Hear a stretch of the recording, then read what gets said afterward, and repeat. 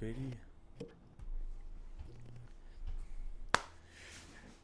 Hello, everybody.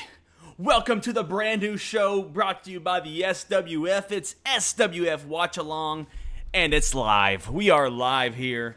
Let us know in the comments if we're coming across if the audio is hearable, and what this show is we're gonna get me, someone who is a part of the show at all times, it seems, and someone who wasn't a part of the show at all.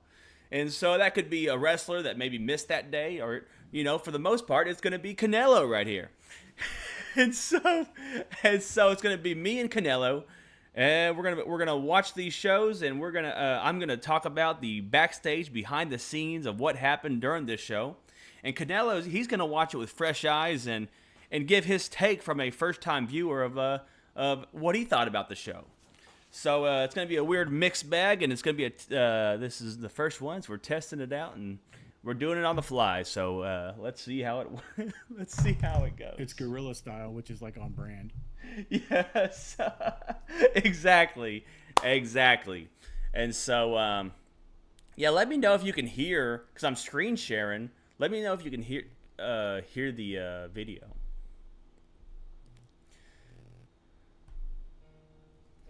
Can you hear this right now? No, I have no audio from that. Fucking shit. All right. Options. What the shit? So there's no audio. All right. So what I'm about to do is I'm gonna send you the video, and we'll just. We'll just start it at the same time. I don't know. Let me post it in general. Let's see. And I posted the link. Posted the link in general, and we'll just do it. Yeah, I've got it. All right. What am I doing?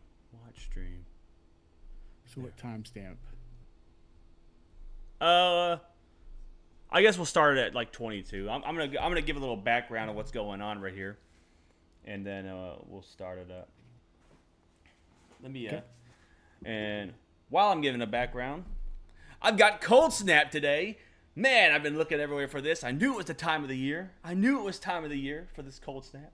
Everyone's lying to me, saying, "Oh, we don't have it right now. We don't have it anymore." It's because they don't want you to win. That's what it is.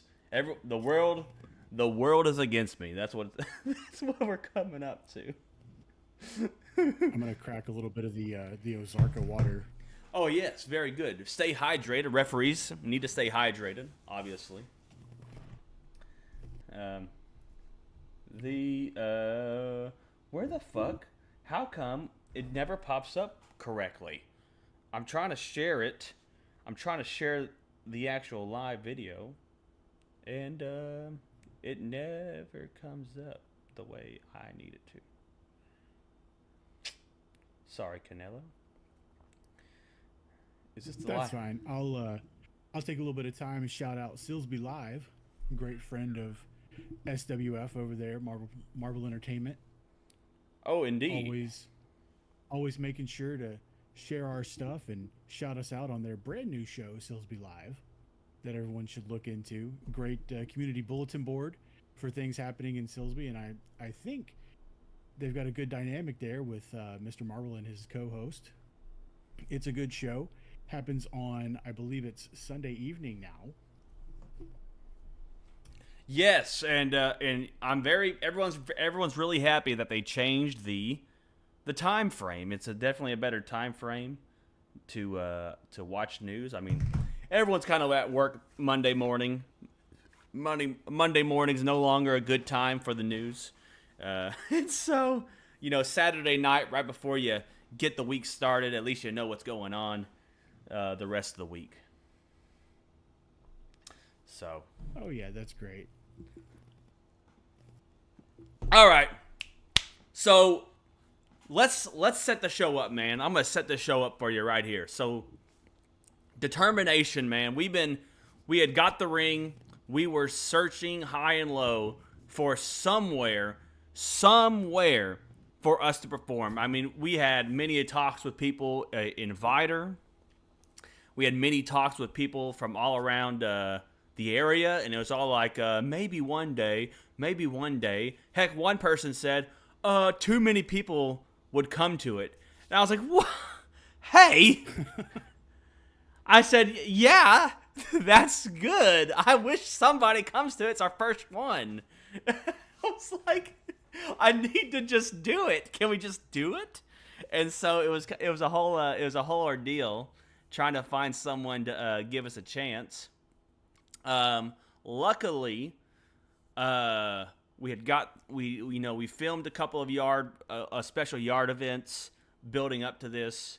That were supposed to be live. A couple of yard events that technically were supposed to be live, but we're like, whatever, we'll just keep doing yard stuff until we do these full shows or whatever, until we get something.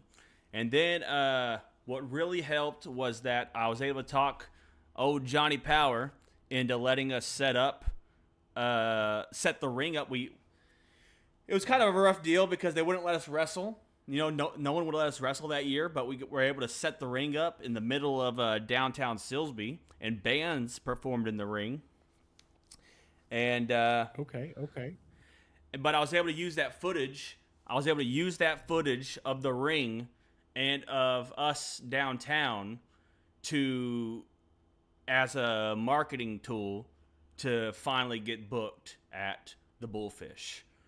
And so we got booked at the Bullfish. This is our very first live event. Crazy enough, as you're going to see, our shows kind of have, they started off with a lot of stuff. Like, we had a lot of things with us. But slowly, it's like, we like started, maybe we don't need this, or, maybe we don't need that. So for our first show ever, we had a lot of extra stuff that we don't even we don't use, or it wasn't really ours, shown in here. And so there's a lot of we had a lot of segments that were shown on a big screen. And for the video, I went ahead and put those segments in. I cut them in. We had filmed them. We had filmed the screen, but I figured it was just best to just splice it in. One of my favorite things. Good idea. One of my favorite things that I can say is that at the very first show for Sadistic Wrestling, the very first thing they see, the very first footage that they ever see of Sadistic Wrestling is me singing this terrible fucking song with the terrible vocals. So we're going to go ahead and play this. And this is the very first thing that they see going into the first show.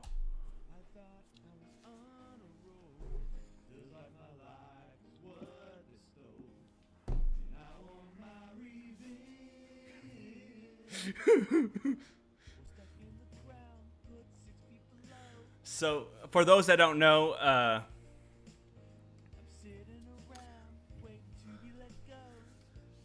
we do a lot of stuff involving a cemetery.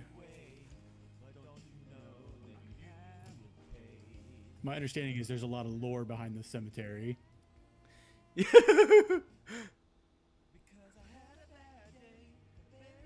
And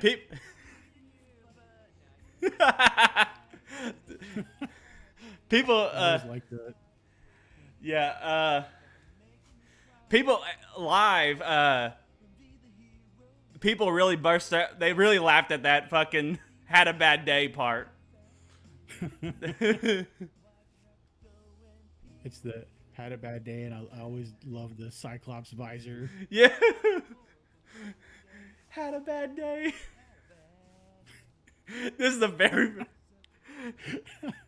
Yeah, and I let my beard grow out, and I looked all scruffy for this video. When I come out, I'm all shaved, and I look better. But Are you cutting a promo like the deceased folks or Mean Gene? yeah, I'm pretty much. Yeah, I'm talking to the dead people. I'm gonna whoop Super Danger's ass. So, storyline wise, where we're at right now is and that guy. Who the hell are you? I know. What are you doing here? I said, what are you doing here? That's a little short film quality. I know. And then our original intro. Yeah, see, this is the theme song I remember. Yeah, this is still our this is still our theme song. I'm just saying the cuts, the original. Right. This is from that couple of months of like the revival, right? Yeah. But so anyways, so look, that's the big screen that we got. They let us use this big screen that we got to play the videos on, and a lot of segments we filmed on there. And we also had a catwalk, which was pretty cool. It lined up with the ring. Yeah, I was gonna say, look at that absolutely legit entrance right there. Yeah, I mean it was pretty sick, dude. Like it was very very WCW, that catwalk, right? Isn't WCW, they always use the catwalk? Oh yeah. But so just throw the mic equipment down, bro. Oh wait, yeah, just do. But yeah. Oh yeah, you're watching. I should have told you I was pausing it, but I don't know where I don't know where you're at now. Where are you at? Let's see. Let me see if I can. You're probably still lined up. I can hear the stream now. All right. I mean a little bit, but it'll be enough. But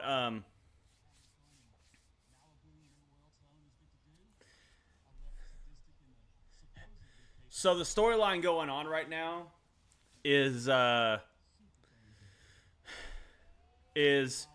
Johnny Power essentially fired Vincent Von Crow and had Super Danger. He had to choose between King Violent or Psycho to keep around, and he chose King Violent. And so I was buried alive, and Von Crow was fired. You hear the people in the background. Let's go, broomstick. Dude, yeah. The broom sells tickets. This is the opening. This is the opening match. Boom, boom, bam, boom, boom, bam.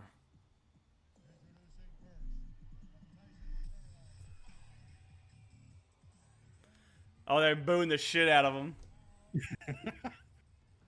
Look at all that gold. Cut my music. I'm gonna cut a promo. That's what. It's like those early shows. Everybody wants time to cut a promo. Everybody wants to get the mic.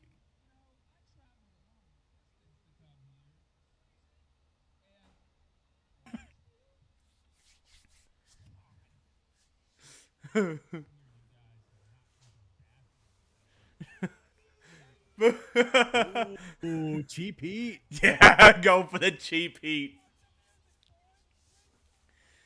Now, SWF, we don't have a SWF title yet. We still are using the OAB as the main title.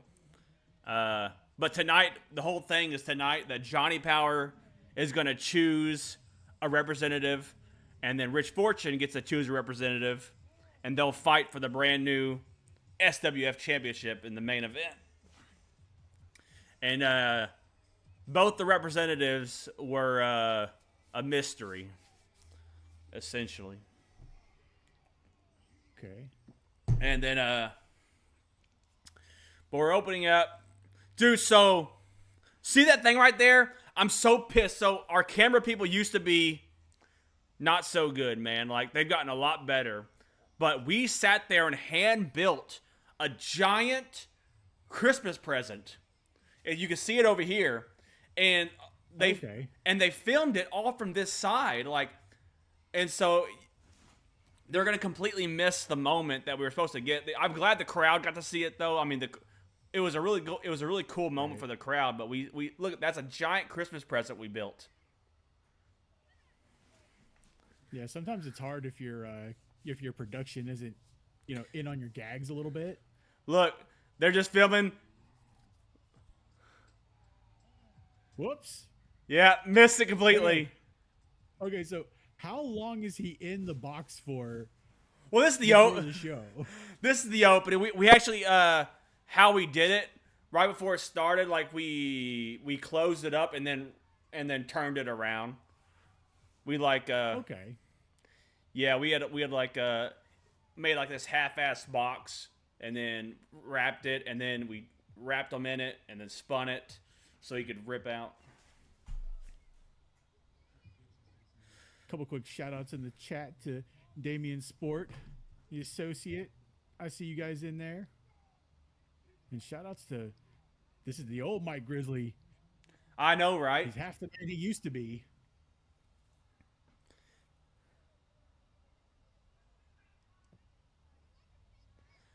Uncle Dave hates this event. I don't know. I think it's 5 stars. This is for one title, not both titles. Right. So the idea, and it sort of culminates later, which is where you'll start seeing Colton Keith's stuff come in. But the WAW technically isn't up for grabs at all. It isn't up for grabs until September when he officially kills it off or whatever, and SWF bought WAW or whatever the storyline we did. Or Rich Fortune bought it. This almost looks like a lumberjack match. Holy cow. Oh, dude. We thought, I don't know how, like, it just gradually stopped being an issue, but we had issues this first show with, Is this the show where Tyson gets his belt stolen? Yes. Oh, it happens. We get shit stolen and throughout the night. There's one match that is completely ruined by people taking shit. And so, like, there's some good performances though. I mean, for our first show ever, there's like this match isn't terrible, and the main event's really good. And then there's like for your first show, like it's a checklist of did the audio work? Yeah, that's like 50%. I don't know when it happens, but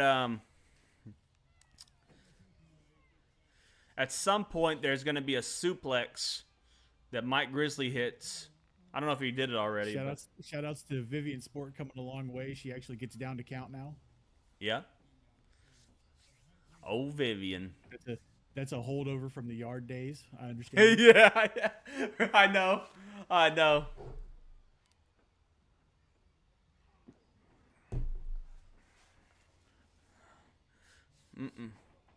Oh. Oh. If there's one thing I love, it's watching Tyson Sport get laid out.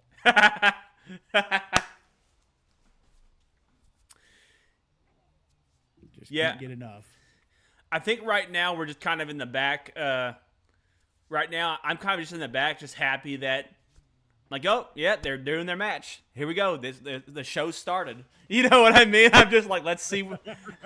Right there, that suplex. Okay. So that suplex, the owner or someone filmed, and it started getting shares or whatever, and then, like, literally, like, an HEB employee started sharing it with everybody.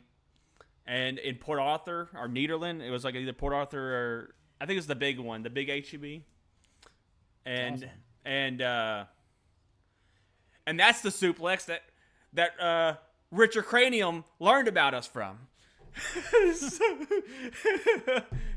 right after this night, we all started getting a friend request from old from old Cranium.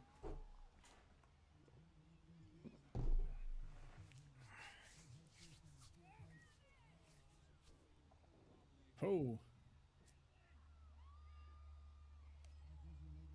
Mike Grizzly always over. Yeah, no, yeah. God. That's a mountain of a man.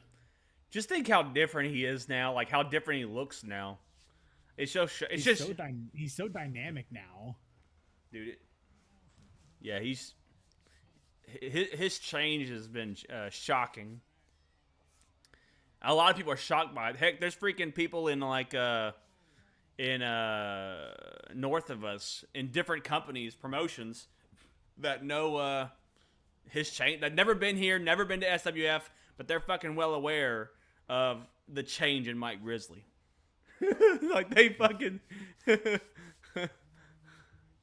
Yeah, I mean, he looks like a completely different person. Like, I know Warhammer really talks up Grizzly up there, but you know we gave them quite a bit of a feud since then. So I think he learned a lot during that time too from Warhammer. Yeah, that one of my goals is like I knew how good Grizzly could be. I was like, Grizzly, what I'm gonna do is I'm just gonna start putting you with these guys that we got that have been like from the Warhammers and the Aaron Rydells and the fucking big belly dude. Who's that? Who's Warhammer's tag team partner? The big belly guy. Fucking Iron Belly. Literally Iron Belly. So.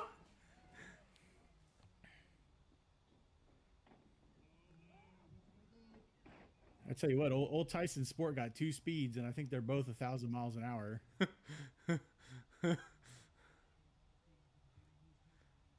Man, this match is a little longer than a regular Tyson Sport match. He must have lost stamina since these days. He's got that first show adrenaline. Now he's too pro now. I will say, Tyson Sport, you've gained weight. You've done the opposite of Mike Grizzly. I think you have a belly now.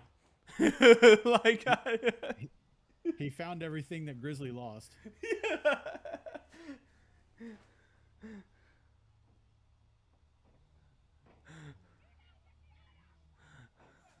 Oh, man.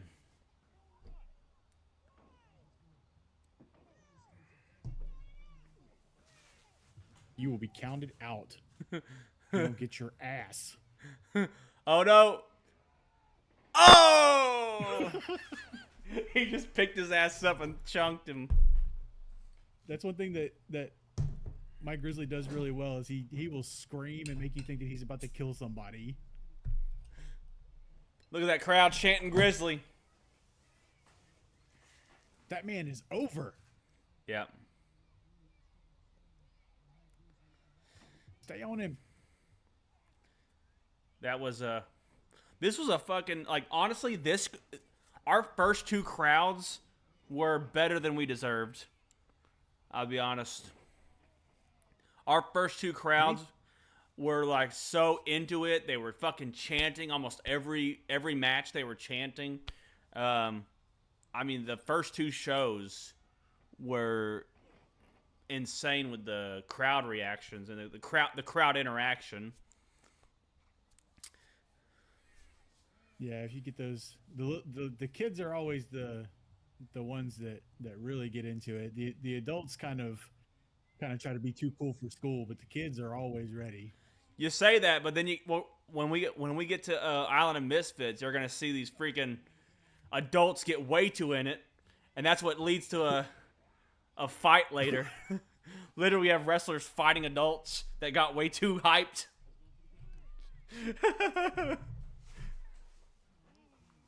With the one finger? Yeah, the one finger. You're better than that. One finger.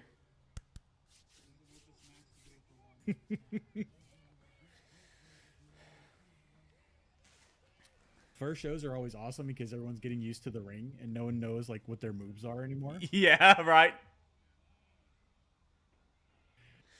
I don't know.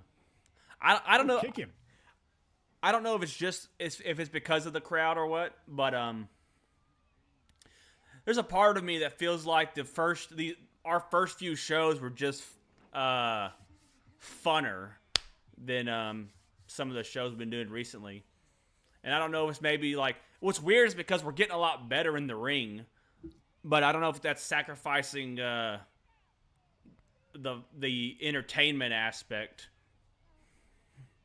But that could be me just being a freaking memberberry guy. Yeah, you got to take your rose-colored glasses off sometimes. Yeah.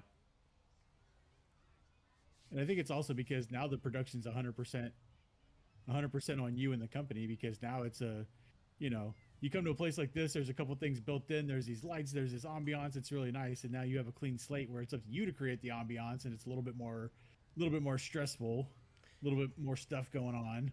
Yeah, that is true. Boo! Oh, they hate that. Oh yeah. Boo! And they really want their guy to win. I think the kids already took the belt. I have to. I'm trying to. Oh, right to the throat. Oh. And I have it on good authority that if you've ever had a match with Titan Sport, it can be very snug, as they would say.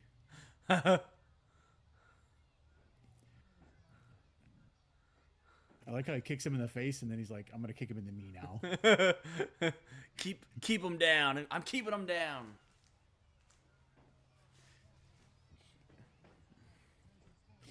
But I will say he's taking his time to yell at the people, which is what he should be doing. No, yeah, it's all about them. I'm telling you, I think. Well, like little things like that, I feel like I don't know why. I feel like we currently with maybe rightfully so, we do a lot more focus on like trying our best to make the in-ring match itself be I don't know, I can't explain what I'm trying to say. I think it's an experience thing. I think a lot of our guys are just really excited to be in the ring and doing their thing, and so everything comes with time. But when we did stuff with the first few shows and then we don't do it no more, that's not comes with time. We're losing. We're losing with time. I don't listen. I gotta stick up for the boys. I got you. Look at there. Here we go. Here we go. Oh. Whoa. Oh. Whoop. Kick out, rope break. I know.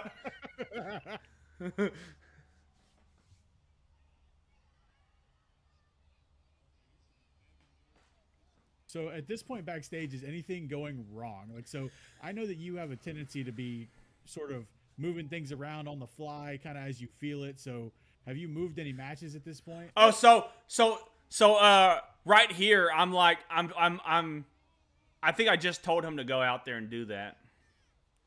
That it was time to do it. Boom. So that was planned. You just gave him the cue. Yeah. Well, that's good. That's that good classic heel shit. I think that I did. I can't remember. Like, I'm hoping that either he was sitting on the side and just waiting for the cue, or because I've had to tell people a few times, go out there right now. It's time. It's time. Where are you?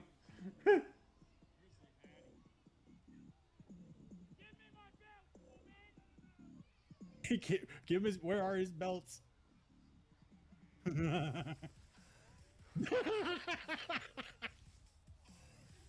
Oh my god. Yeah, the kids took it. Oh, dude, when Tyson comes back there. Okay, so the kids took the belts. Tyson's about to come back. I don't know this is happening. I'm like getting with the next match. And so this was played live.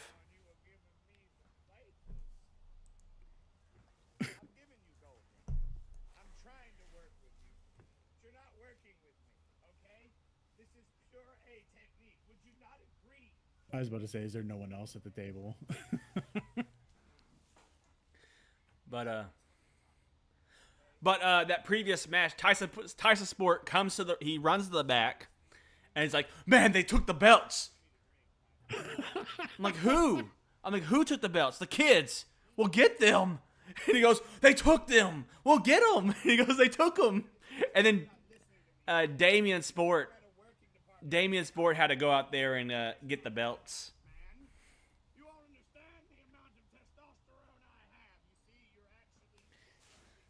But yeah, Tyson Sport was scared to go get the belts back. And he's like, "Oh, they took them. I don't know what to do." Just scared of them little kids? Come on. And this is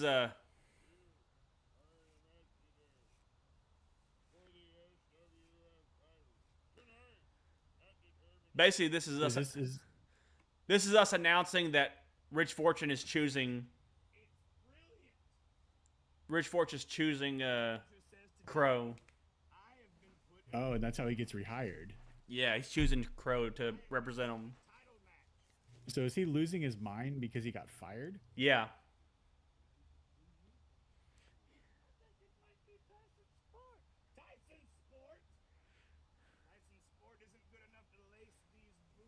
He lost to Tyson Sport, which is why he's like going. He obviously doesn't know what's happening at the show. But I think losing to Tyson Sport would drive a man to drink, so I can understand this. Because it was, if you beat Tyson Sport, you can stay champion. If you lose, then you're fired. Well, you become a referee, but then he was a terrible referee, so they fired him.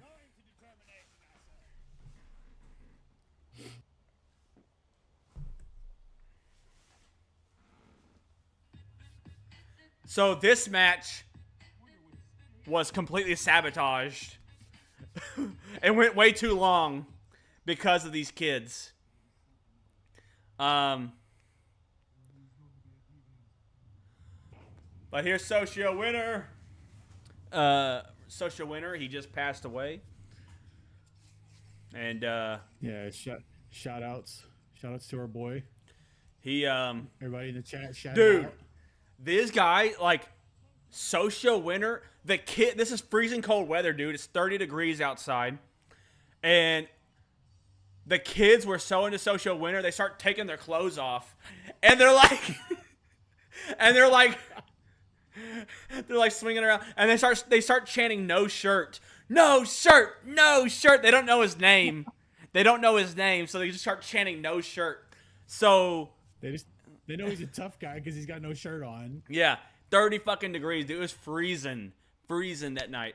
A lot of us were wrestling in our jackets and shit and fucking full pants. We're wrestling in full fucking clothing because it's Socio Winner. No, he wrestles in fucking shorts. So he said, "I'm driving this like I stole it and taking every bit out of this that I'm gonna get." So this is technically a four corners match, but with Santa hats. And the match gets pretty much butchered whenever I don't think they fully understood how to sell the match. And that's my bad. We overzealous booking, basically just we came up with this thing. It's four corners. We've got green and red Santa hats. And essentially, you're supposed to put the Santa hats on the four foam heads up there. Okay? Okay. Oh, I see the heads now.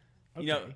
Because I don't know, like a four corners match where you have to like touch each corner in a sequence or whatever. Right. It's pretty much that, except you got to just get your colored hat on the four heads. And okay, so one guy's red and the other guy's green. Okay. Yeah. But Then, so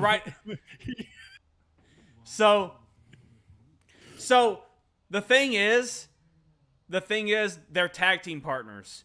I'm sure you listened to it earlier, but King Violent put them in a match with each other.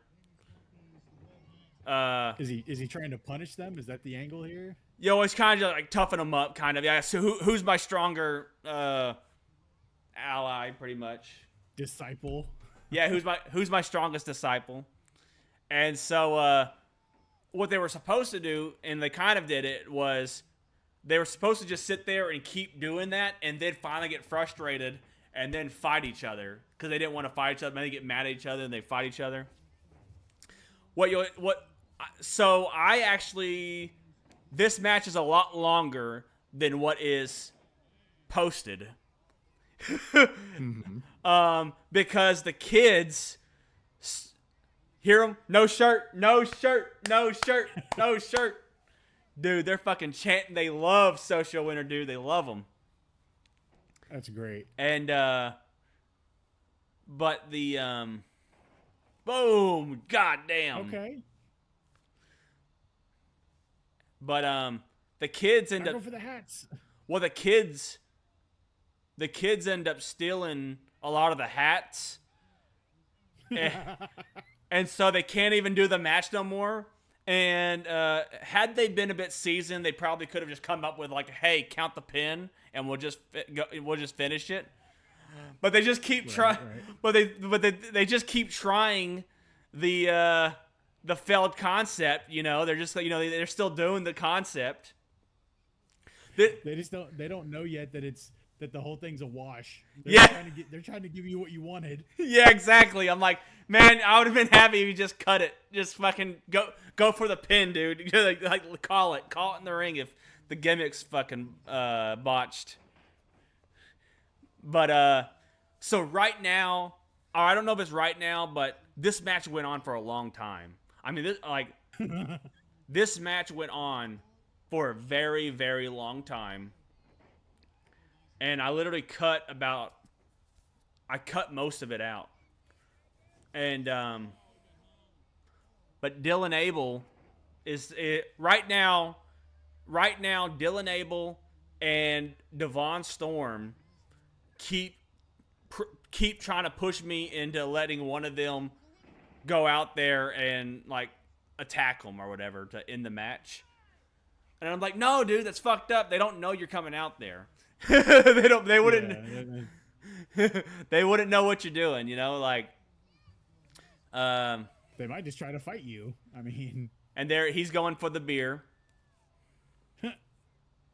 so yeah. Social Winner to the window. He's placing an order. Yeah. What's the name for the order, sir?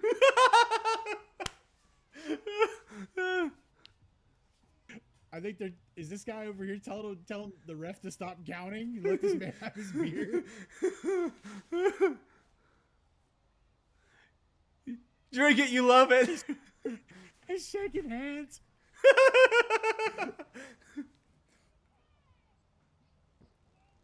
If they stuck to the gimmick, Damien would have already won by now.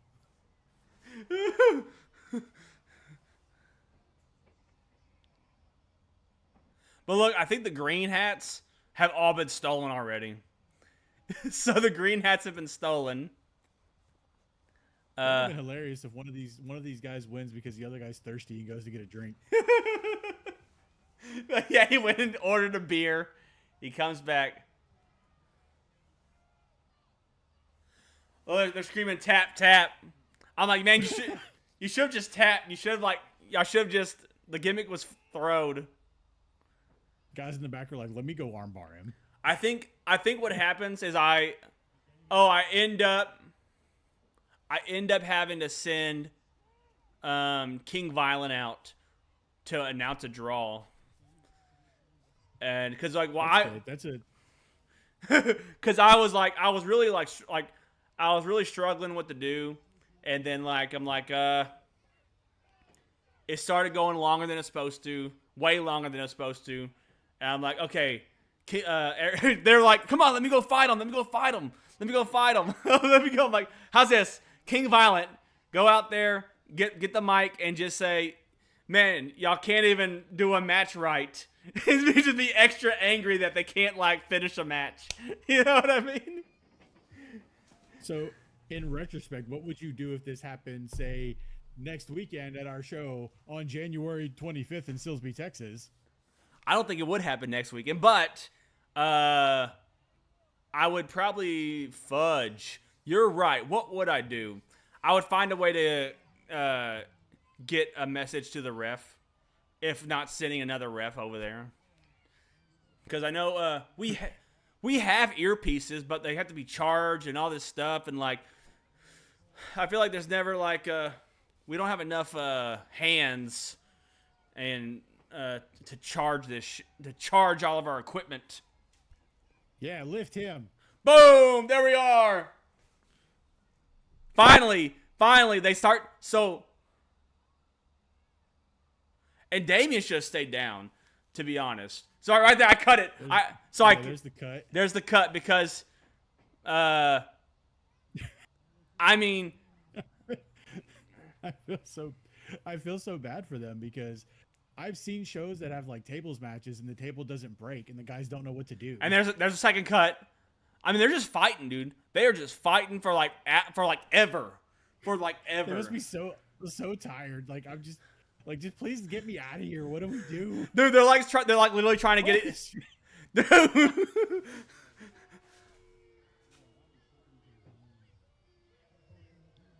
See, right now I sent T Gilmore, and then I'm like, okay, King Violent, you got to go out there. Yeah, a good friend, the associate, pointing out maybe could have time limit drawed but this is I think this is good because it keeps the idea that he's the boss. I do kind of wish he'd take his mask off to cut a promo though. David's over there by the stage. Like, thank God, get me out of here. And then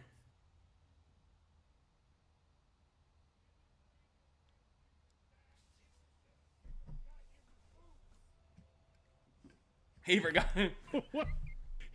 He forgot his Is boots. that Buckethead?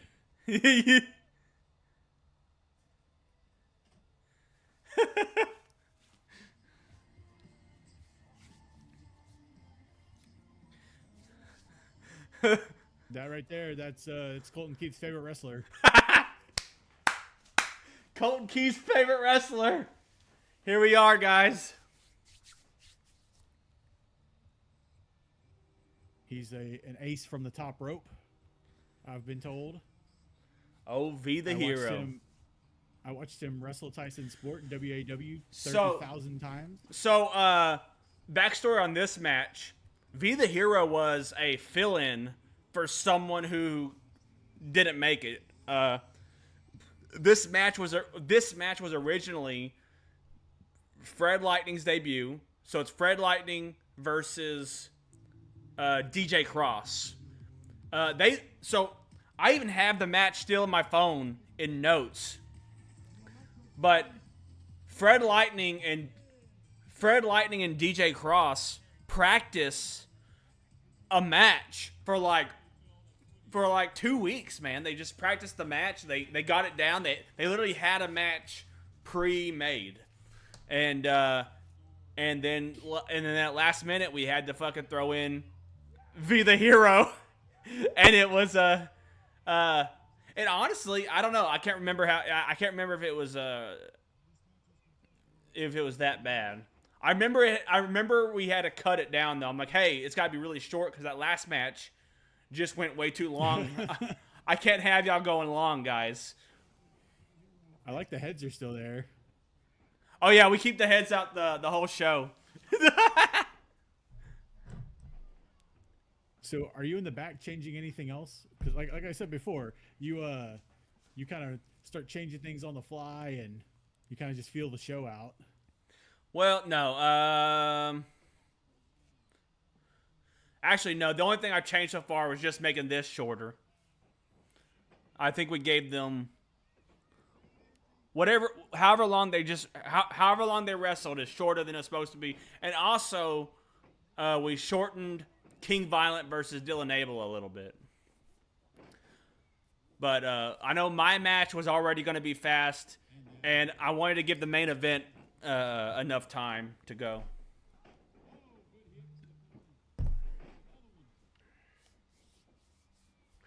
Oh man, it's Colton Keith's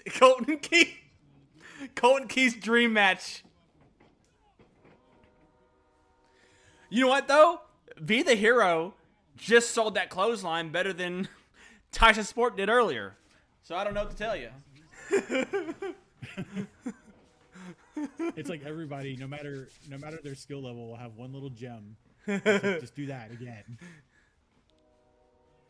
Oh. Fred Lightning. So Fred Lightning's an interesting case study. He whenever he came to us, he knew nothing about wrestling. He literally said he knew nothing. He just started watching it a few weeks prior to showing up in our backyard and to come learn or whatever. So he had just learned about wrestling a month before this. And I really wish that he would have gotten to do the match with DJ Cross, because I mean it would have been a good match. That him and DJ Cross would. Oh my God, Be the Hero, what are you doing?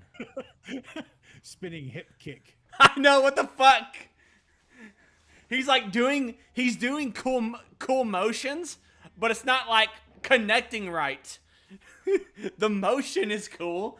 Like he's fucking. Like his foot is never touching Fred Lightning. Yeah, he does like these twist kicks, but he just hits him with his butt, hip. Whoop. And then that was weird. Attack with the wiener.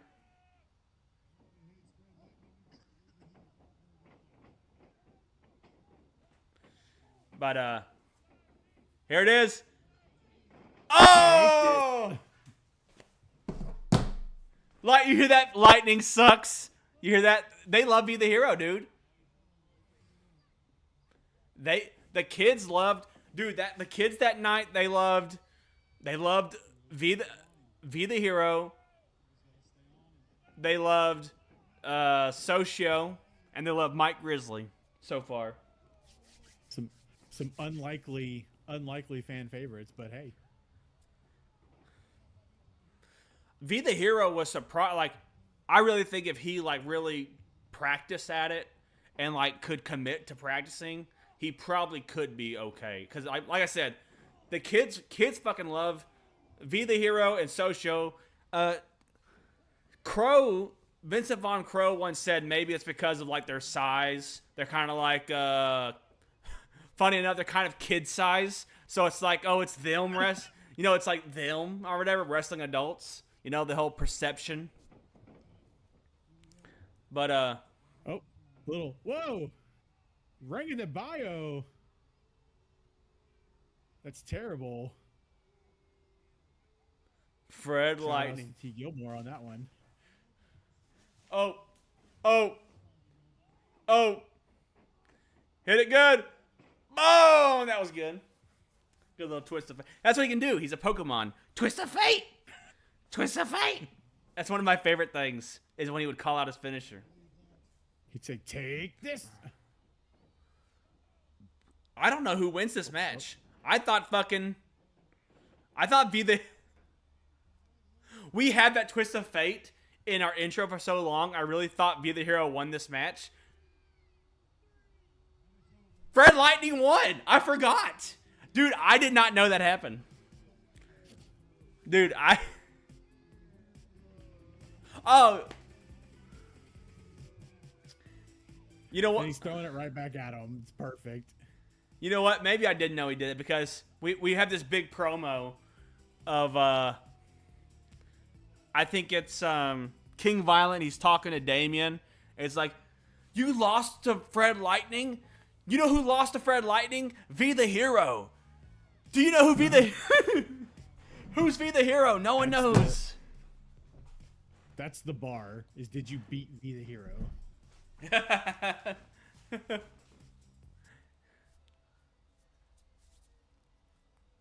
So whose house is this?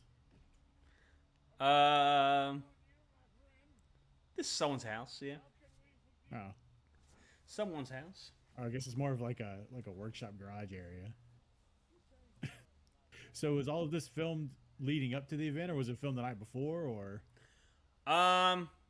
It had to be filmed maybe the Friday before. It was filmed it had been filmed like pretty recent to the event. So early on, we gave the venues some creative freedom. We said you could have creative freedom on one match. We told venues that booked us, and at the Bullfish, both Dylan Abel matches, the venue had creative freedom. So this match got changed drastically. Originally we had like really big fucking things planned. Like King Violent was supposed to be arrested after this match. And but the day of the show, there's Dylan Abel. You know, I gotta say, the gimmicks like that get over so well, and he looks the part of this blue collar roughneck guy that just wants to fight people for his self-respect. Oh yeah. Like, look at that. Look, they instantly identify with him. Oh no, dude, Dylan Abel, yeah, he got fucking cheers, dude. He was over. Don't tell Colton Keith that. No, but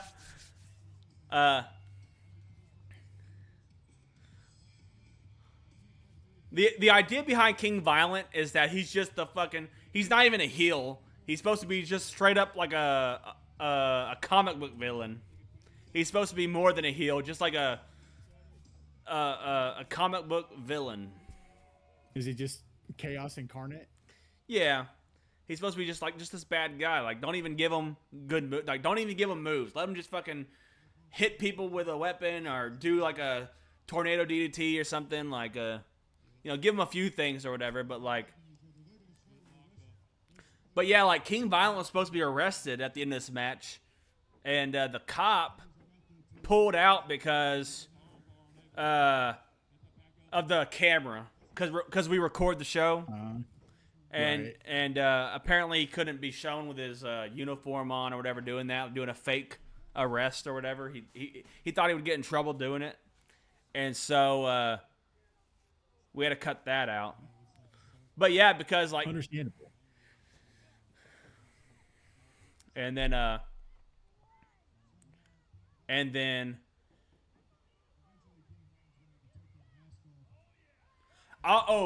this is the match. This is the match where we learned the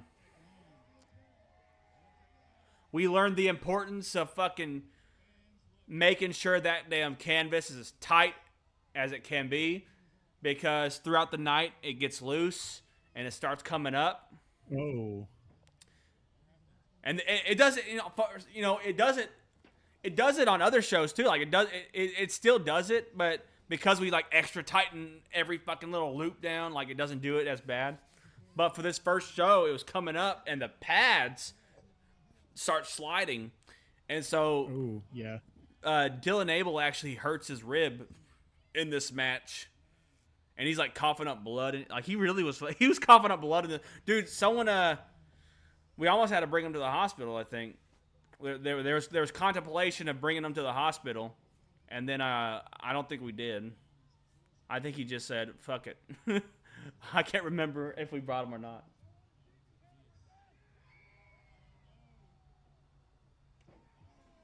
Oh.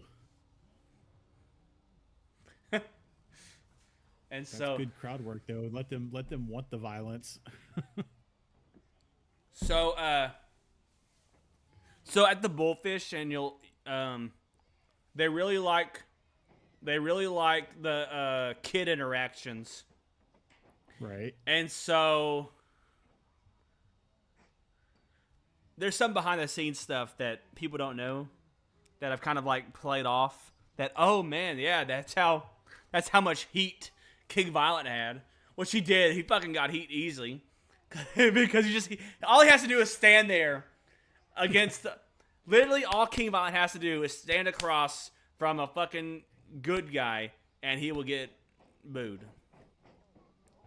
Doesn't even have to do no heel shit. Just got to stand there and look and just walk around. He'll get booed. It's one of the fucking. He's a heat-seeking missile. But So the associate in the chat calling out Dylan Abel's steel-toed boots. I think he enjoys that look quite a bit. Oh. And then you got King Violent with the biker. But you know what? Those biker boots, they look like legit fucking boots. Yeah. They're the same. Like he did the tornado DDT and then was like, no, I'm gonna hit him with this instead. Yeah. Just like, oh, I forgot who I was for a minute. Dylan Abel, he does one sell. He sells something soon, where like he accidentally he falls out of the ring and his like back's all bent up and stuff. Like, I don't know. Abel does a good job. He always did a good job of some ragdoll effects that just puts the sympathy on you. Right. Atomic drop. Atomic drop in a hardcore match. I love it. Boom! Oh, DDT on the chair.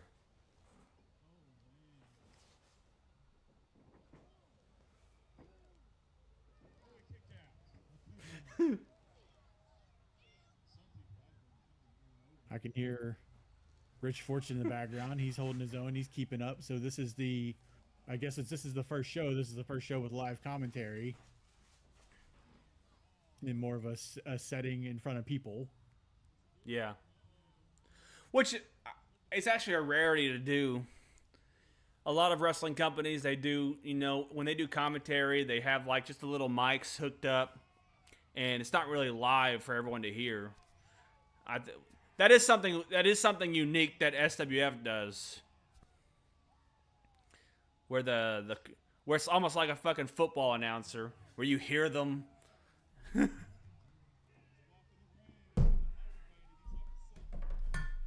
he's got the chain.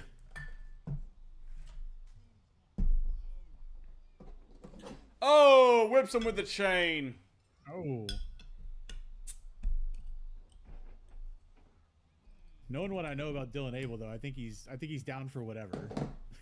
No, yeah, he wanted a fucking he always wanted like glass and thumbtacks and everything. I want to go through a razor wire bat. I'm like, okay, man, there's gonna be kids there. Can you do something tame? I see Tyson Sports sitting front row now.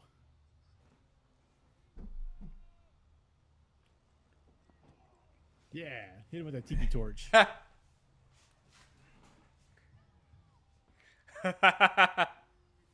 Everyone's booing the shit out of him. Yeah, there you go. Soak it in.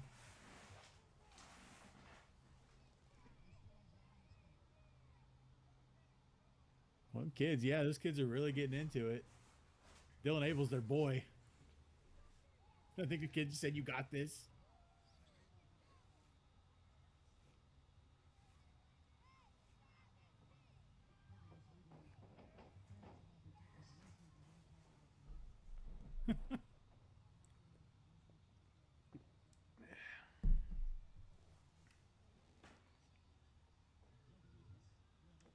I think as long as the people are into it, you don't need to worry about sending somebody out to tell them to cut it short or go out and beat everybody up or whatever. Yeah. The kids are into it. Yeah. Uh-oh. Boo! Oh shit! I love how like he's trying to do the Van Daminator kind of, but instead it's just throw the chair, big boot. He always does just the fucking. Oh, standing a little too long. Oh.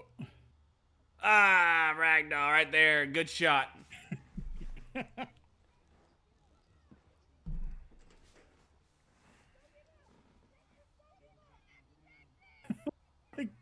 The kids cheering him on. Don't give up. Outlaw, outlaw, outlaw.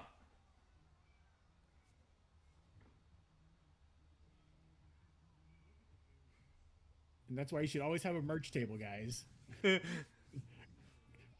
That's what I'm saying, Bobby Babbin. I'm saying that it's like a fake. It's a fake Van Daminator. He just throws the chair and boots it. But the whole concept of of hitting the chair after they catch it is from the Van Damme. What's more ridiculous though, the guy catching the chair or the guy sitting there watching you lay down like he hit you with the chair? Yeah, this is what I want. I want to see more guys fighting out on the catwalk. This was look. I had to go and buy that tree. I'm like, look, there's a spot I need y'all to do. Abel doesn't really do it right, but it's still fun spot. But threw him into the tree. That's good enough. Yeah, I guess the point across. Yeah, but they booed it because like we set that tree up, man. Look, and the kids are throwing fucking. Look, the kids are pegging them with the fucking Legos. They could have teased the Christmas tree a little bit, but it still got over. The kids are so mad about it. They're over there throwing stuff at it. Look at that!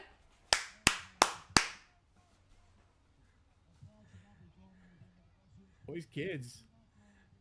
Look, that's the second time that kids threw shit at King Violent.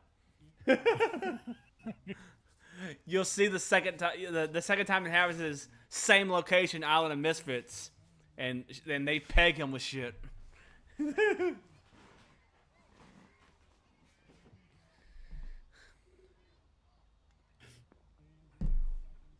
Law, outlaw, outlaw.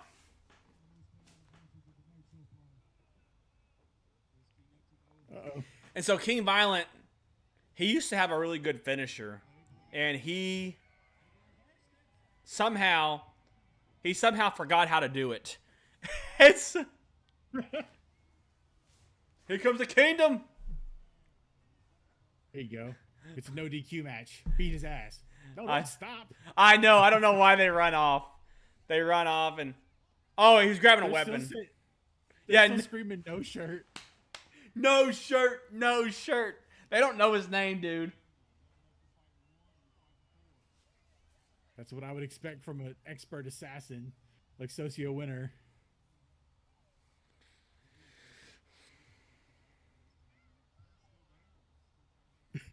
They didn't even pick their boss up. I know, right? No, just left him. No, yeah. So that was obviously a botch. That whole finish was a botch. But what happened? What I didn't know, I'm like, what's going on? He just botched the finish, but he did come back and he's all like, I hurt my rib. I had to go to the finish. I'm sorry.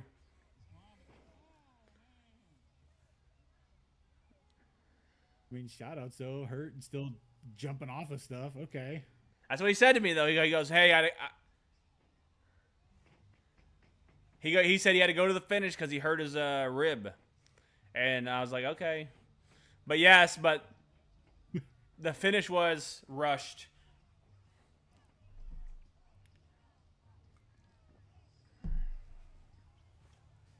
Outlaw wins. Oh, well, the kids love it.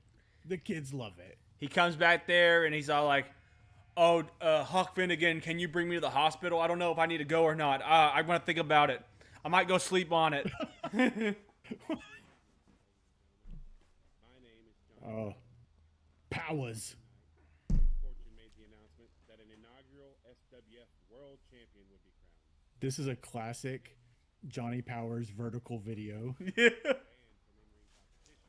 After his embarrassing loss to Tyson Sport was Vince. It is embarrassing. It is embarrassing to lose to Tyson Sport. I'm sure some shenanigans took place that would allow him to be competing tonight.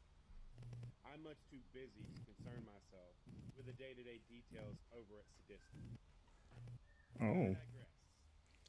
As Rich Fortune has offered me the second pick for tonight's main event, which is bad news for Crow, as I've got a good track record already for picking guys who he can't seem to beat. Oh. That, I'm going to keep it a surprise. But here's a little hint. Oh. Folks, better put on your raincoats. A storm is coming. A storm is coming. Now, enjoy the rest of the show. Super Danger versus.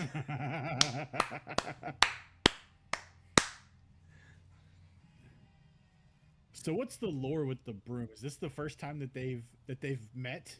This Or was there other stuff before this? This is the first time. This is the first. It's a humiliation match, and it's. But yeah, it's the first time he's met the broom. And I feel like so this is something I've wondered about this. Did this grow out of like that old saying, "Oh, he could work with a broom and it would be amazing"? Like, is this just like this like an attempt to meme that whole idea? I think it is. Yes, this is all Super Danger's idea. He goes, he said, "If you work with a broom, work with a broom. I could do a match with a broom. He could do a match with a broom, and make it entertaining." Make it entertaining, and he just wanted. It's almost like he wants to say that's so dumb, and I'll show you why. I don't know, but now the broom's alive. He put a fucking face on it, you know. So Who's now the hype man here? Who's this guy? Oh, so this is Roddy Reed Smith. We introduced him a couple yard shows ago. If he would have committed, he would have been really good, dude. I think so. I think Roddy Reed Smith could have been good. But something about arthritis. He blamed it on arthritis that he couldn't do it no more. Which maybe, I don't know. I don't know the details of arthritis and how it affects wrestling. But then he did say that he just doesn't really like wrestling, and I'm like, fuck. But a lot of people really want to be involved until they have to bump, yeah, and then they suddenly, which the wool comes off their eyes. Which man, Game Over, the next show, Game Over had really good video. And most of it was filmed by Roddy. I'm like, man, he was really good with the fucking camera. That second show was shot real well. I don't know. He was a big fucking. He was a lot like whenever he like was no longer interested in it, which was like. This was in December, and by May he was no longer interested. It was you know. It was just it was sad we couldn't utilize him more, man. It was sad he wouldn't stay around because he was a talented guy. So, what's the conversation with T. Gilmore like when you say, okay, so you're going to take the broom out there, but you have to treat it like it's a person? Oh, he was a part of this fucking conversation. He was all for the. I think part of this is his fault. Yeah, T. Gilmore was a part of a lot of the ideas with the broom because Super Danger worked closely with T. Gilmore coming up with ideas. Super Danger already bumping his ass off.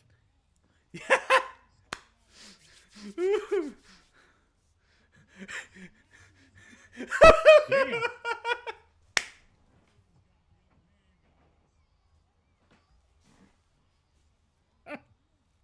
Oh my god. So my rule, I told him, I said, look, we're gonna let it go for as long as it's entertaining. Like we had him do a practice match in the back. So like the week before the show or a month before the show, we're like, okay, we don't know how long this is entertaining for. So can you please wrestle the broom, and we're gonna time it to see when it's no longer entertaining to know when to cut you off. We're gonna experiment. Yeah, so we had me and Vincent Von Crow sat there and watched him wrestle the broom, And we're like, okay, right here around around 5 minutes, it's no longer fun. So you got 5 minutes, and then it's gonna be interrupted. And so, Yeah, I think I remember at the Poison Rumble, I believe your words were, "We're gonna get all the comedy shit done in the first 5 minutes, yeah, and then we'll move on." get the comedy stuff, in the beginning, let it be funny, and then drama it up. We gotta drama that shit up. Funny enough, so this is gonna be a part. I'm actually gonna bring this show up in a promo coming up. Whenever probably it was supposed to be at Bullfish, but I'm gonna have to do it at a Game Over in February.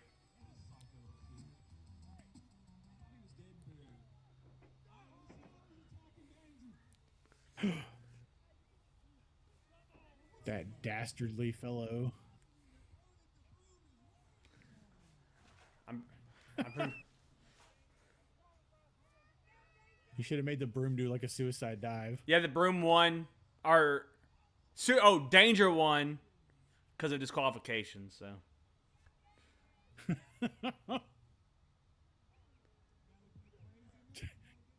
Danger directing traffic. well, T. Gilmore started talking to the broom, but basically, you've seen a cut there because there was a lot of confusion. T. Gilmore didn't know how to transition from the broom to this match properly. He's still holding it. And so now I'm gonna wrestle Rhodey, because we're saving me and Super Danger for Game Over. The broom says it's a match. Let the broom be the honcho. You should fire Bobby Babin and promote the broom to general manager.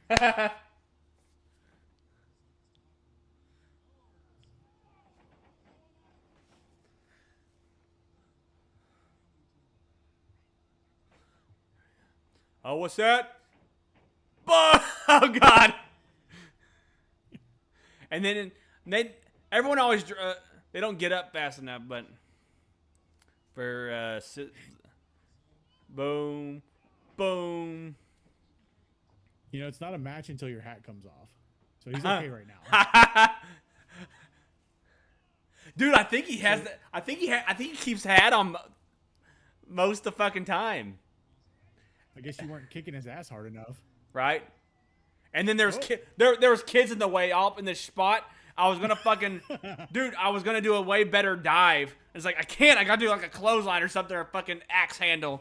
I was gonna I wanted to do a lot Destroy a bunch of kids. Dude, I wanted to do such a cooler dive, and I had to do some lame shit to not hit these fucking kids standing around. Beating everybody's ass. And then Super Danger, he didn't want to fall down. He was scared to fall down, so he just stumbled around. I'm like, what the fuck, man? Just fall over. Turf. So, one thing I have wondered is in all the old videos, you wrestle your entire matches in the jacket. Is that because this was cold, or what's going on? Yeah, I wrestled for this show. It's it's freezing ass cold, man. It's 30 degrees or some shit.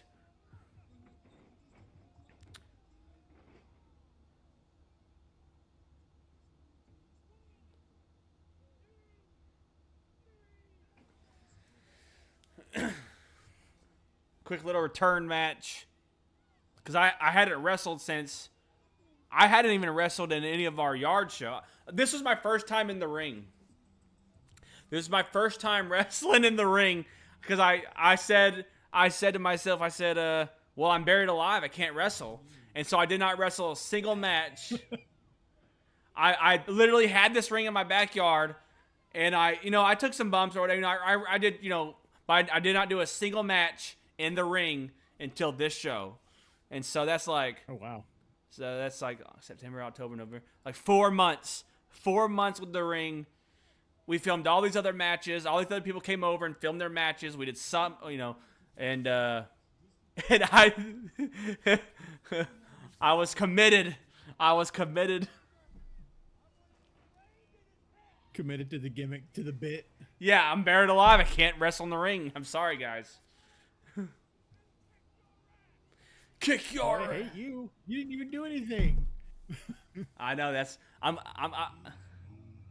And here we are, the main event. We're here, guys. The main event. We made it.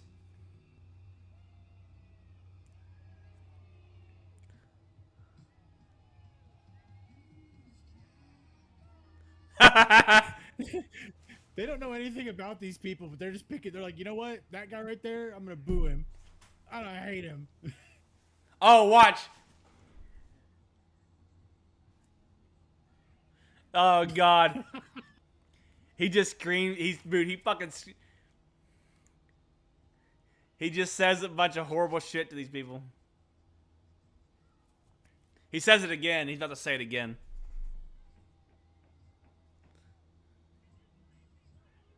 Can you believe these savages? Well, I mean, they're stealing belts and throwing Legos and. Yeah.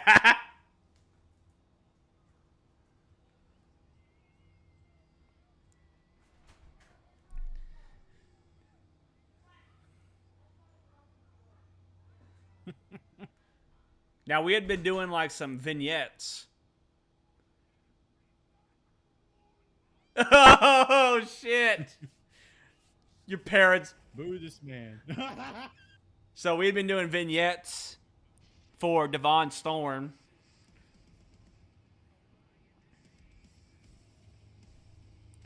And it was like the hurricane was coming and stuff.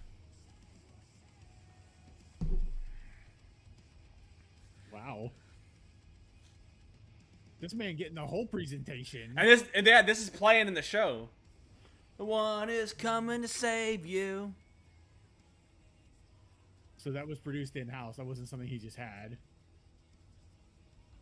Yeah, yeah. Oh, they're down. Instantly. Yeah, I mean, yeah. This is his big debut. He fucking came out to a badass song. He had this big old fucking. I mean, you saw that elaborate storms coming. It's all fucking extra. Yeah. $1 million. This match was rehearsed. So this match was somewhat rehearsed. It was. I think they practiced this match because this is his first match ever, Devon Storm. And we didn't want anybody with first matches ever to look bad. And so we're like, what we're gonna do? Y'all gonna run through a match. You're gonna come up with a match and practice it like it's a fucking play, like it's a stage play. Get that match down. And so they practiced this match for about a month. Because I mean, Devon Storm. Wow. Because we were building up the debut, so he was ready for this match. I mean, definitely shout outs to Vincent Von Crow as well. I was talking to him after the Rumble. I told him he worked his ass off. He can work his ass off, and he can draw heat with his mouth. Yeah. So he's got everything you'd want. And Storm has a crazy work ethic. Yeah. I see on social media the guys in the gym like every day. Yeah, it's so crazy, man. Like, so I met Storm at a fucking Walmart in Orange, and so one of our most viewed videos on the Opinions of Beer Network, are now the SWF Federation channel on YouTube, is Alex Genealogy, and I helped Alex Genealogy make a couple episodes for his genealogy show, and I was talking to him about the wrestling, how we're about to, bring this wrestling back and do live shows, and we got the ring coming, and I'm like, I'm looking for more wrestlers, and he goes, hey, I actually know a guy. He works in this area, and he works. Oh. I know a guy that works with me, and he loves wrestling so much. You might want to talk to him about it. And he gave me his number, and I messaged Devon, and I go, hey, Devon, you don't know me, but I know your coworker. And he said that you liked wrestling. I wanted to see if you wanted to come be a wrestler. I do that a lot, dude. I will find fucking people that want to be wrestlers, and we'll see what you got. What referee is that? That's a face I've never seen before. He reffed the first few events. He reffed a couple yard stuff. That's referee Brendan. I don't know what happened to him. I don't know what happened to him. he. Sometimes in this thing, people just drop off the face of the earth. Oh, big fucking spot.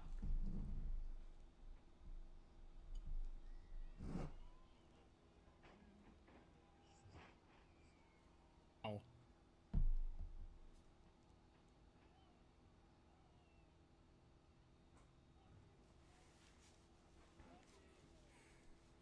And even in you said it's about 30 degrees out there, and these people have been sitting out there for 2 hours, and they're still into it. Yeah. Oh. Oh, shit. And at some point, and we learned from this mistake. Right here, that phone, look, you'll see T. Gilmore's recording. It died. The fucking phone died. Oh, no. So And what is... This, I just so happened to be standing near somebody, and I was all like, hey, I think the phone's about to die. T. Gilmore is recording, but not recording anything. So can you go ahead and record something? And he recorded on his phone from this court. He's actually right now, he is standing right, there's a fence right there. It's like a ditch, and he is behind that ditch. I'm pretty sure. Wow. I'm pretty sure we're right by the backstage entrance to that stage. And so we're almost in lost media territory. Almost, dude. Almost. There's been a handful of Gilmore trying to put the pads back. There's been a handful of times where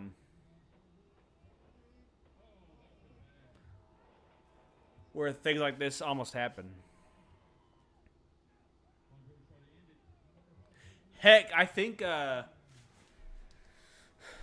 we've learned from it though. Like we fucking keep that shit. Now I have specifically a recording camera. Cuz at the time I would just have to give up my phone to record. Right. And obviously I use my phone during the day, so the fucking battery's going to be ate up throughout the day or whenever I have to use it. And so we finally got a recording only camera, or recording only phone, and that way the battery hasn't died since. That's really cool, especially because a lot of phones now have outpaced actual cameras. Right. What's weird is like the phone, because we have this brand new camera right here that I'm using as a webcam, and honestly, the details are so subtle, it's almost worthless to have this fucking camera. I think when you do look at it though, when you do look at the little thin details, like, oh man, like it is 10 times better than the phone.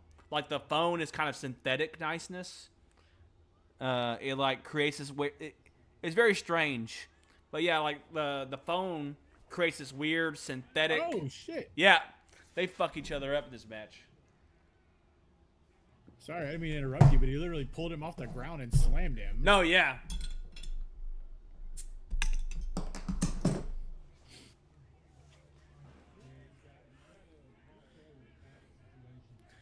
Like you'll see throughout the show, you're gonna see something.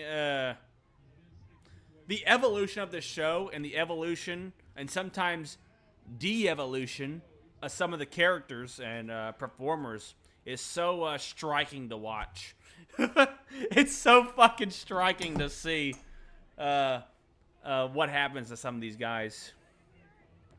Some of them, especially, I like when a guy, like the very next month, all of a sudden he's just decked out in like legit wrestling gear.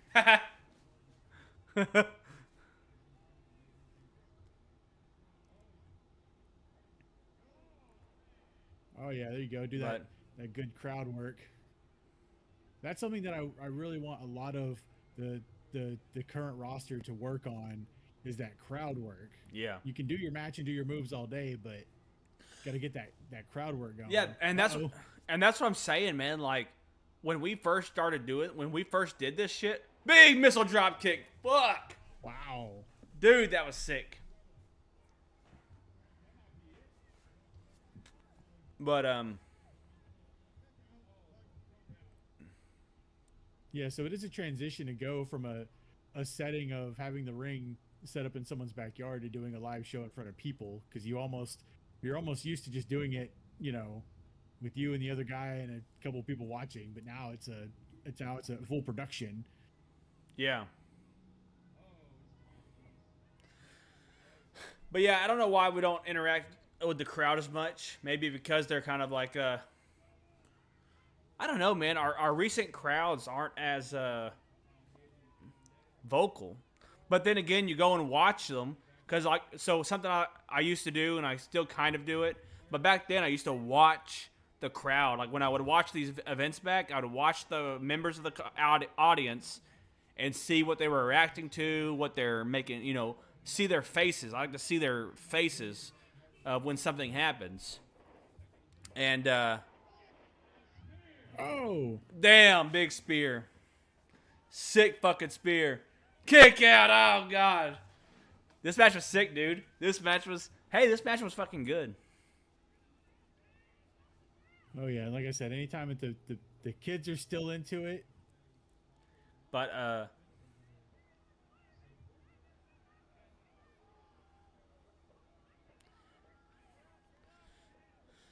damn, the people are in a frenzy. They need to see Devon Storm kill this guy. Devon Storm. So the original idea behind Devon Storm's character is that he's just like literally a random athlete. So Johnny Power is supposed to be a part of the Texas Athletic Commission in a sense, but it's a bit different than it. It's a bit more expansive than just saying that. But essentially, Johnny Power has athletes that he can call on a whim to come and like do stuff for him or whatever, And so, See, that actually makes sense because he's an athletic commissioner, so he'd know a lot of people. And so Devon Storm is supposed to be just like technically, and that's why he had the spear is because he's supposed to be just some random football player, like this like fucking high athlete football player, but his football career is ruined or whatever. It's done for, and so he calls him up. We never got around to filming these segments, but the idea is that he called up Devon Storm, this ex-football player, his football career is down the toilet, to come be a wrestler. And so, that was the whole idea behind Devon Storm's character. That makes sense. That's why he's doing more slams and just kind of, Yeah. just random punches, like trying to fight the guy. I mean, that's what somebody would do.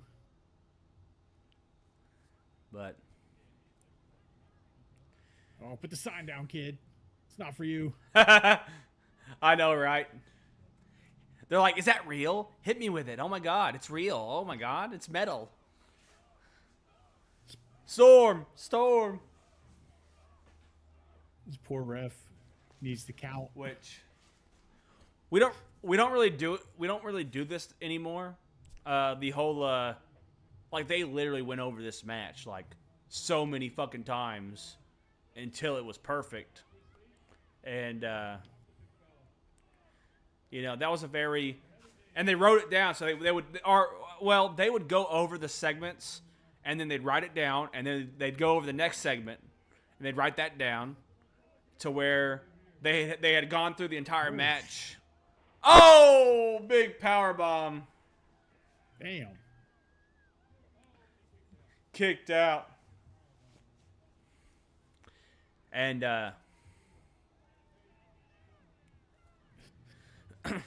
The kids are trying to give him power. But we definitely don't do this as much. And I know, like, I think the only really known wrestler, I'm sure there's more, but like I know the one that everyone calls back to is Randy Savage would write his matches out. You know, Macho Man would write his matches out, and then Ric Flair would give him shit about it. Everybody does things differently. Yeah, that is true. But this also gets you in that conundrum as a booker where everybody wants to know exactly who they're working at what time and what is the moon phase going to be. Yeah.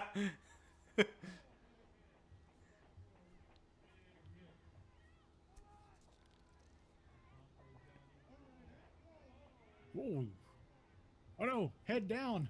A head went. Look how brutal this fucking match is. The head came off. People are getting straight up decapitated. Oh.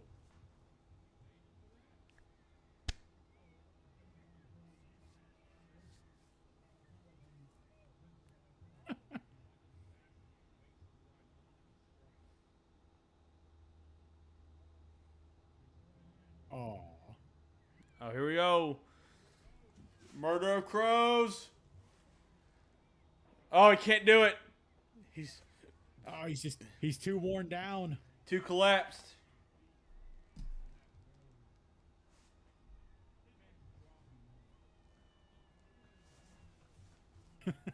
The kids are not buying it.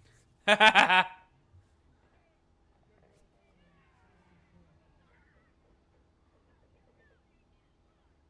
I am surprised that Storm hasn't hit like 3 other spears by now. I think this was the spear party era, maybe. Not yet. No, that was later. He goes, "A spear party," and he goes, "Oh man, I can't wait to get to that." Where he's like, honestly, there's not a lot going on backstage. Like, I've kind of said all the stuff, like the Socio Damien match. A lot of stuff happened backstage. Boom, big frog splash. One thing I notice a lot at shows is it's usually what they call a sellout at the curtain. All the guys are watching the match, so there's not a lot really going on backstage. Yeah. And so, and there it is. Von Crow won with a fucking big frog splash. Well, So then what's the... so he was originally going to do the, I can't remember why he didn't do it, but he was going to win with the moonsault. And then that was a title match. I didn't even notice. Yeah, it was announced in the beginning of the show. I must not have been able to hear. That's when we're having technical difficulties. Yeah, the main event. Yeah, Johnny Power chose his person, which was Devon Storm. Rich Fortune chose his person, which was Von Crow. And Von Crow won the brand new SWF Championship. He is now this is the re-debut, because technically Hawk Finnegan had been champion for however many years, and so this was technically us vacating it and then bringing it back. Look at those kids switching up. He's got a belt, and now they all just want to be around him. No, they're booing him, dude. Look at that. Oh, dude. Whoa, whoa. Oh, dude. This mom, when she was leaving, was cussing out Von Crow. He's a piece of shit. Ah. I'm like, dude. When he cuts this fucking promo. Listen to this. This is one of my favorite promos of Von Crow.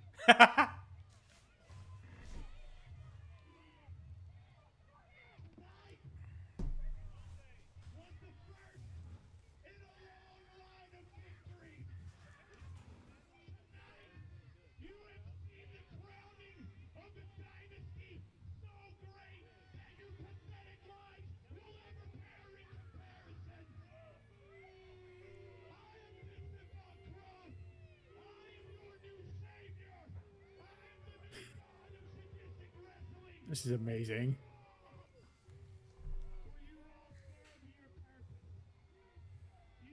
When you can barely hear a guy because they're booing so loud.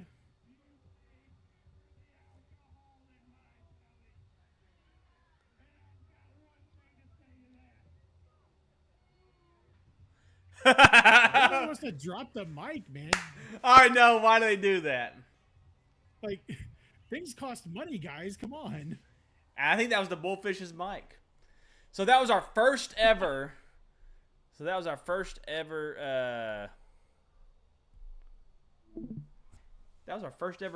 show.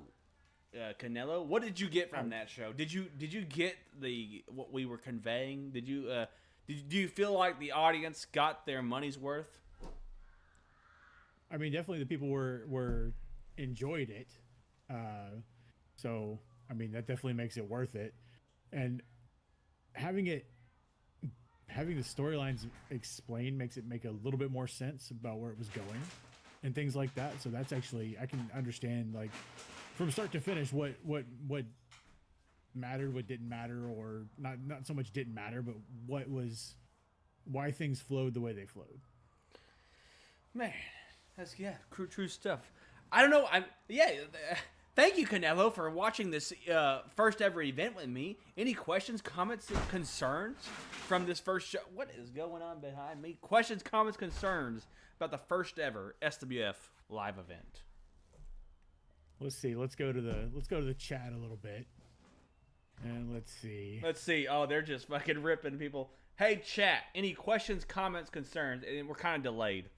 So, questions, comments, concerns about the first ever show, Determination. December. Fuck, what year is it today? 23, 24? Damn, 2025. Damn, so that was December 2022? 23? Let's see, 23. We're in 25 right now? Oh, we just... Yes. Damn, that was 2022. December 2022. We didn't do too many shows in 23. That's probably the thing.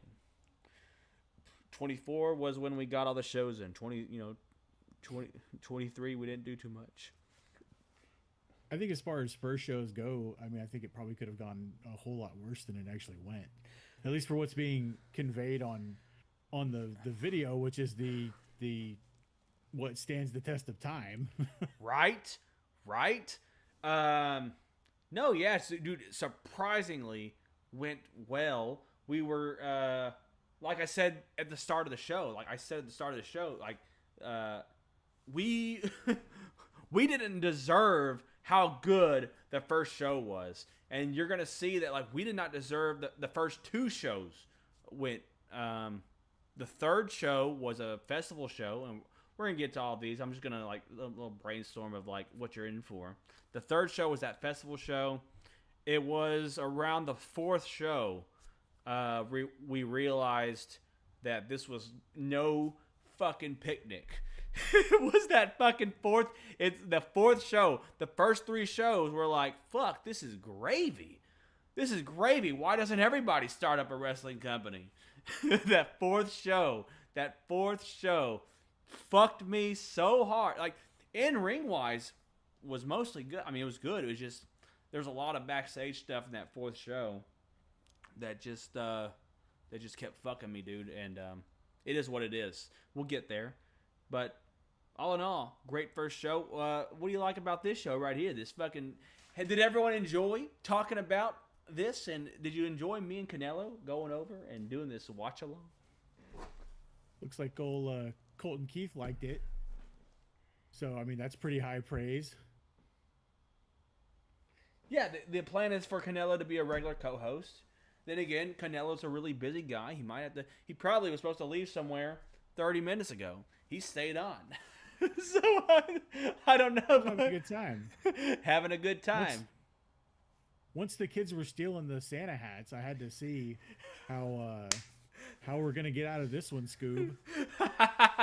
Yeah, dude, it's crazy. Like we started coming up with in later shows, we start coming up with like barriers and stuff.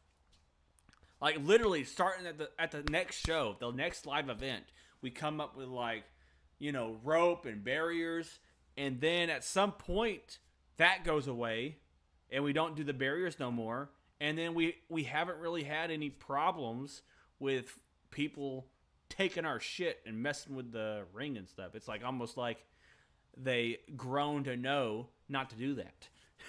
They grown to know not to do that. That's wrong to do. It was just that first crowd was just so fucking wild. They stole our shit. Man, I see the bullshit. Who better for that to happen to than Tyson, though? Right? Tyson and Damien and Socio with the fucking Santa hats. And then King Violent getting pegged by Legos, by giant Legos. I mean, that was a wild crowd. Having to scream at the kids. Do not throw things at the wrestlers. Yeah. Stop doing that. So all in all, fun show. Great, fun first show. Obviously, some things that could have been cleaned up that I should have went over the Santa hat match a lot better. And I should have snapped to a way to end it faster, but I kind of was just so I think I was backstage at that time, just sort of like, oh, what do we do? And then I'm like, T. Gilmore, go. It's so crazy that you cut out and I can't hear you. Oh, I'm sorry. Oh shit.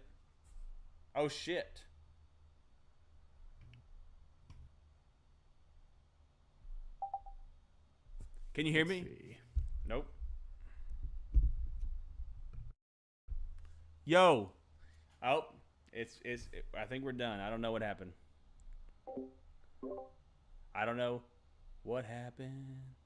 All right, we're canceling the show. We're cutting. We're done, guys. I'm going to have to close it out because my audio's not picking up no more.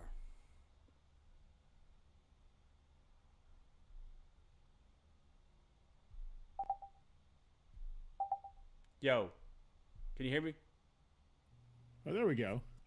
All right, we're gonna go ahead and close it off. Any final thoughts of what we were talking about? No, I think it's a good first show. This is the deep lore that I think a lot of the current fans or the current roster may not know, or how because I know you like to write long stories, long form storytelling. And so I think it'd be good for everybody, a little rehash to understand the lore and the past of everything. Well, yeah, and a lot. So what some people may not know about me, and is I don't know why I don't know why I am the way I am, but I prefer people to understand me, not just like me. Like, I don't care if you hate me, like me, whatever. Like, I don't like yes men that much. I want you to understand what I'm fucking saying and what I'm trying to do. Like, understand me. You don't have to like me. Just understand it. And so I've had a lot of people come up and they're like trying to help, or they'll say, I'm just trying to help. And then they'll say something that, like, I'm like, man, we already did that before. Didn't you go and watch the lore? Don't you know that we've done Don't you know we've done this for like 2 years now? Like, we've already done what you're saying, and it didn't work because it's just too much for us as a tiny fucking company to do. Like, what you're saying is too much to do. Okay? I'm sorry. And like, they didn't even take the time. Like, some people, I'm gonna give them a shout out right now. Like, a lot of people like to hate on Associate because, you know, he's a very vocal guy and he stirs the pot. But Associate and guys like Colton Keith, they fucking study up on like the lore and what we've done and what we haven't done and like what we tried to do. And some people, they're overly yes men. They come in, they're like, oh, I love the show so much. What if we did this? We did that before and it didn't work out, man. Like, do you understand? Like, we've done it. We have it. We have the fucking thing. Like, I don't know. That's just I don't know why that's such a pet peeve to me. It's really minute. It's like it's a character flaw on my part. but I embrace my character flaws. so I think it's all good. So before we get out of here, I would be remiss if not for another shout out for Silsby Live. I found out it's on Sunday at 7 p.m. Sunday. Them on Facebook. Sunday, 7 p.m. Silsby Live. They're a good friend of Sadistic Wrestling, and definitely come out to SWF. In fact, an anniversary, if you will, Determination on Saturday the 25th at 5 p.m. in Silsby, Texas. That's right, Determination. We're bringing it back to the January. It was originally a January show. You know, we did it for December in 2022 as like as a whatever, you know, and this show is actually now Determination, a social winner show. This is like we've said earlier, social winner. You've seen him in the show tonight. That I mean, he passed away. He was in an accident and he's passed away. And I was really struggling the last Monday and Tuesday with his passing. And it was really hard. I mean, this might come off weird or something, or weird to say, or I don't want to sound non-serious or whatever, but like, I mean, I didn't even get this emotional from my grandmother, and I really felt emotional, and I cried quite a few times. You know, I was bawling my eyes out randomly Monday and Tuesday, just thinking about Socio, and it's really hard. It's really hard to think about, and I'm glad that I hope that we can do him justice, putting a show together. He was one of the original SWF people. He's one of the first. Whenever we brought, he was the last SWF original back in what was that, 2016 or whatever. 2016 we closed up shop, and then we started to come back. And the first person to call me was Mike Grizzly, and then I seen Vincent Von Crow roaming the aisles of a Walmart. I'm like, hey, we're bringing SWF back. Well, technically I went and got Super Danger, obviously, and then Mike Grizzly called us, and then I seen Von Crow. We got Von Crow in, and then the next person was Social Winner. You know, Social Winner. He came back and he did a lot with us, and he really supported the show, and he really supported us, and he really liked what. Yeah, I don't know. It's just difficult to talk about. And we loved him. We love Social Winner, and we're doing a big show for him the 25th. Doing a big show for him the 25th, and I hope he likes it. Absolutely, and I think with that, that's probably the best way we could send off this first episode. All right, guys. Thank you so much for watching. Please tune in next time. We're going to try to do this on Thursdays. It really depends on Canelo's schedule because he's a busy guy.